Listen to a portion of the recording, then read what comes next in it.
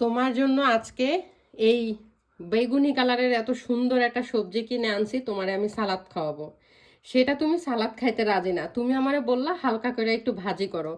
ভাজি বসাইছি, এখন তুমি এটার মধ্যে কি চাইতেছো বলো? ভাজি করতেছো, এটা তো একটা আলু দিছো, এখন টেস্টটা একটু বাড়বো।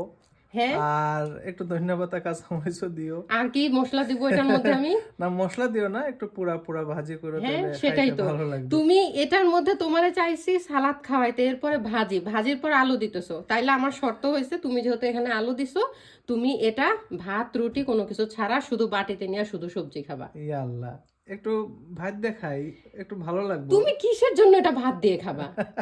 আবার বলতেছো এই সবজিরে পোড়া পোড়া করতে, এই সবজিরে পোড়া পোড়া করলে এটার গুণটা কি থাকবে তুমি আমরা আমারে একটু বলো। একটু টেস্ট চাই না, একটু টেস্ট না হলে তো খাইতে পারবো না, এই ভালো স্বাদের লাগবে না। জন্যই মানুষ মরতেছে, বুঝছো, এই আমরা টেস্ট টেস্ট কইরা। আমরা তো এই জিনিসটাই খুঁজি, একটু স্বাদের খাবার।